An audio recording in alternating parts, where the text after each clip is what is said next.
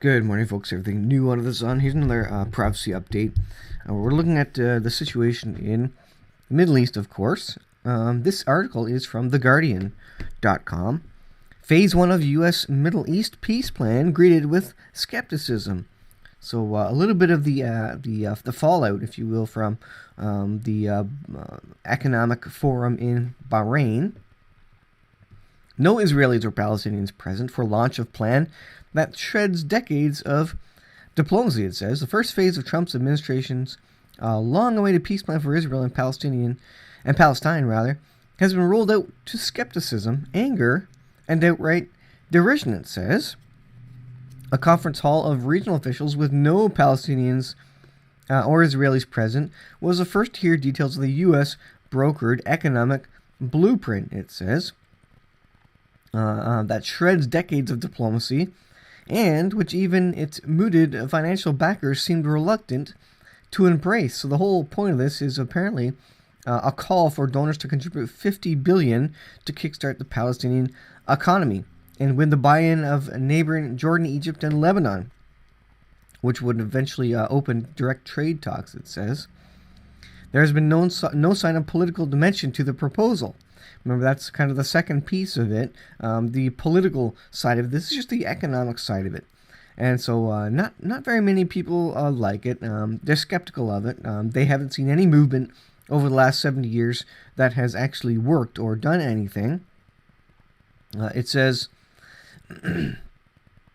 Saudi Arabia is an ally of the Trump administration and a nominal supporter of the conference.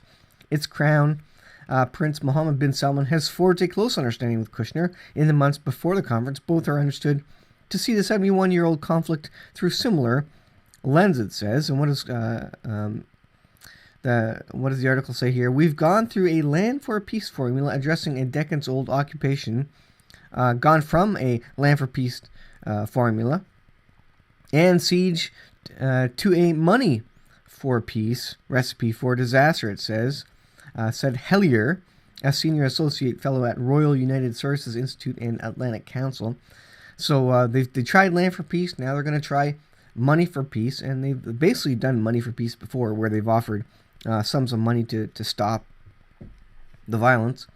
The needs and rights of Palestinians, the occupied, and now openly and explicitly regarded by Trump administration with such transparency that such money for peace recipe for disaster to them is a logical conclusion, Hellier said.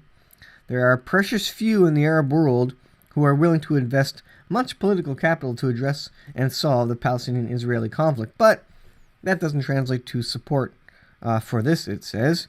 If that were the case, we would see high-level delegations, for example, going to the Bahraini workshop. Instead, Arab states are trying to send as low-level diplomats as possible. So there's no faith in this at all. Remember, that's because there's not supposed to be faith in this one. The Bible doesn't say that the Bahraini Economic Conference is going to be the thing that brings in the peace. It says the Antichrist is going to come in and confirm a covenant. So it's not going to be an outcome of one of these summits, one of these forums. It's rather there's going to be a one world leader who's going to come and confirm it. And many believe really force it or say, you know what, this is the way it's going to be for Israel and the Palestinians versus a forum where they all come to agree to something. So it makes sense to me that this is not going over particularly well. Not only that, but we haven't heard the political side of it as well. All right. TimesOfIsrael.com. Iran says it will abandon further nuclear deal commitments on July 7th. So they've set a timeline to abandon the rest of the nuclear commitments. Warning comes weeks after Tehran suspended some pledges under the 2015 pact in response to U.S. sanctions. So this means there's kind of a timeline here towards potential strike. The U.S. and other nations of the world are going to do what they can to resolve the situation. But if they can't, then these are the sorts of dates that you look towards to say, okay, this is going to be the kickoff. This is going to be the start of it at that point, since they're fully pulling back from any agreement. Iran will resolutely abandon more commitments under the 2015 nuclear deal with world powers July 7th.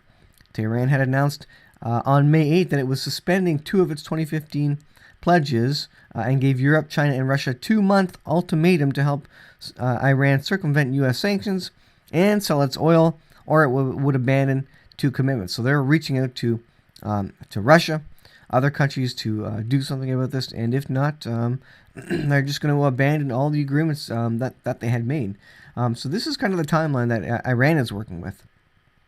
The 2-month timeline from May 7th. May, June, July. So the end of that is obviously in July. So they're going to come to some decision about exactly what they're going to do, if they're going to cooperate at all in July.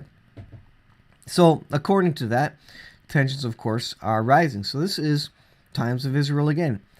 U.S.-Iran tensions show cyber attacks becoming part of warfare. So cyber attacks are kind of the easy thing to do. There's no potential, or there's no immediate human death or involvement in cyber attacks. They can do cyber attacks remotely, and the media doesn't really see it, so they can kind of do what they want. And that's been going on for years between nations, cyber attacks that go on in the background, and no one really knows about them.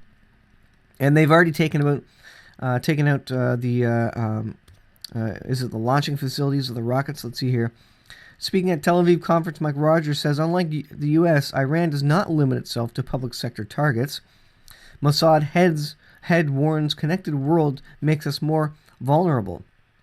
The U.S. has been going effectively after the rocket systems in Iran via cyber warfare, but they could go after a lot more. The recent tensions between the U.S. and Iran and its spillover into mutual cyber attacks points to such warfare becoming an expected part of hostilities, and I would say kind of the norm. The first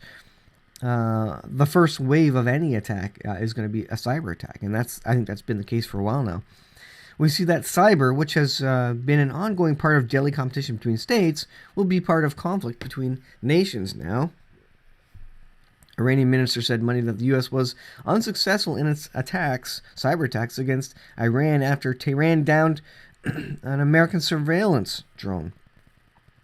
On Sunday, New York Times reported U.S. military and intelligence officials were drafting plans for additional cyber attacks. So they're going to keep going at this, and the U.S. has already been trying to go after, like I say, Iran's rocket systems, trying to disable them, etc. Now, Iran's not going to come and admit to it, but this is what the U.S. is trying to do. The attack crippled computers used to control rocket and missile launches, according to the Post, which cited people familiar with the matter. Tehran is believed to have stepped up its cyber capabilities in the face of U.S. efforts to isolate the regime. So this is ongoing. This is kind of the new warfare, cyber attacks. I would submit to you that it doesn't say in the Bible how the U.S. ceases from being a world superpower. Seems as if they are quickly and silently. There's no major world war necessarily that takes them out. So I believe it's an economic collapse, but it could be an economic collapse triggered by cyber warfare, where maybe they take out the stock exchange, etc. There's potential false flags being mentioned in the news that I'm watching about the banking sector. Iran could target Wall Street and go after the banking sector and trigger economic trouble, which would trigger an economic collapse. And that's one easy way they could take out the United States. They don't have to fire a bullet. They just take out the financial system out from under the feet of the United States, and the United States would be without power. If you don't have any money, you don't have any power. So I think that's an easy way that Iran could take out the U.S. and China and Russia know that exactly. They don't have to fire a weapon.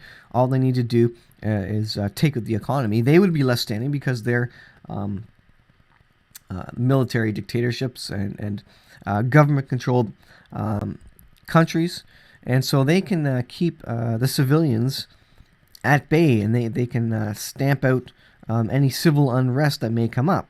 But Western nations, U.S., Canada, Europe, countries in Europe, etc., if the economy fails there, they won't have a military to do anything with. So economic collapse really ties everything together and really explains a lot. So chances of a U.S.-Iran war are apparently 50%, it says by this expert. There is at least a 50% chance that the rising tensions between the United States and Iran could escalate into conflict that would disrupt the supplies, it says. Says for Sharaki, a former energy advisor in Iran in the 1970s and now chairman of consultancy Fax Global Energy. Earlier this month, 2 tankers, of course, were attacked, and so that affects the oil flow in the Strait of Hormuz, which is about 30% of all seaborne traded crude, it says. If Trump had gone ahead with strikes, oil prices would have jumped $5 to $10 a barrel because of geopolitical risk premium, it says. The expert sees 50% chance of war, some kind of conflict, although he said it may not be a full war. We have to remember Iran is a regional superpower. U.S. says, I'll put you in a box, please die. They Iran, are not going to stay in a box and just die. Sharaki told CNBC. They will strike back one way or another. I think the chances of tensions becoming bigger are very, very high in the near future. And so this is the situation that's happening. I think they're talking about oil, which is kind of controlling the world economy right now, and a significant increase in oil could trigger economic collapse. There's so much debt on the books right now that any little trigger event could easily take the U.S. out. And I think Iran knows this. Anybody who has half a brain knows that they can take out any world power economically. That's the one way to do it. So the question is, how do you trigger an economic collapse? And then certainly they know that this is in their arsenal as a weapon of mass economic destruction. Russia, interestingly, is getting even closer to Iran. Russia has bolstered its air defense systems in Iran with technical advisors. So Russia has advisors now in Iran, apparently giving some instruction or controlling the air defense systems. Russian General Staff has reinforced air defenses for Russians at the Iranian nuclear reactor complex at Bushehr. This is a complex that the U.S. would look to take out, destroy, significantly remove capabilities of, or push them back by several years in terms of research and development of nuclear weapons, etc. So the Bushehr nuclear facility could be a significant target that the U.S. could go after. It says at the same time, Iran has allowed filming of movement of several of its mobile S-300 air defense batteries to the south, covering the Iranian coastline of the Persian Gulf and Oman. So increased tensions related to the air defense systems. And this is what the F-35 would need to get around. This is what the U.S. would need to get around and get rockets around if they were to strike. But now Russia's on board. And so really this is Russia versus the United States. More secretly, elements of Russian military intelligence, electronic warfare, and command and control advisors for Iran's air defense systems have been mobilized to support Iran against U.S. and allied attack. Remember, who are the allies in Ezekiel 38? Russia and Iran. Those are the main figures. Where's the United States in Ezekiel 38? They don't exist at all. Something takes them out. I think it's economic collapse. I think that's what's coming to the United States. I think that's what's coming to the Western world, rather. That's why you don't see any Western nation, Canada, European countries, etc. You don't see any of these countries mentioned in end-time Bible prophecy outside of the young lions of Tarshish, saying, "Why have you come and invaded Israel? Why have you come? Have you come to take a spoil and to take the gold and silver, etc.?" And so you don't have any physical intervention by apparently Western nations. So I think that's very telling. And again, the United States is the world superpower right now. So what takes them out? And how fast of a situation would it have to occur to quickly take them out and to let Iran and Russia feel so powerful, so independent, I guess, in the Middle East and Syria, that they would say, okay, now's the time to strike Israel, because the U.S. or any other world balancing power doesn't exist anymore, so that we can go safely and attack Israel. And that's all set up so that God can show his power to the Jews, to the world, in fact, that he is still in control, and he will stop these battles against Israel. He will fight for Israel. And again, the intent is to have Israel recognize that God is still in control, and they need to rely on God. And so God himself effectively has to create a situation where the United States is taken out of power. Otherwise, the Jews would just, put their trust in the United States military or something like that, or the IDF for that matter. They would put their trust in the Israeli Defense Forces, and God wants them to put their trust in him. And so he's going to create a situation, which I think is coming shortly, where the United States is taken out, and the IDF cannot withstand the offensive by Russia, Iran, and associated allies. And God's going to show his power in the last days. So I think that's coming up soon. That's something we're getting very, very close to. All right, I'll leave there for today, guys. Thanks for watching. That's kind of your update on the situation in the Middle East. Continually, we're looking for war in the Middle East. And that seems to be what they talk about every day. But somehow, a war doesn't break out. And I think that's part of God's plan, because there's a certain timing here. And I think the start of the 7-year period is 2021.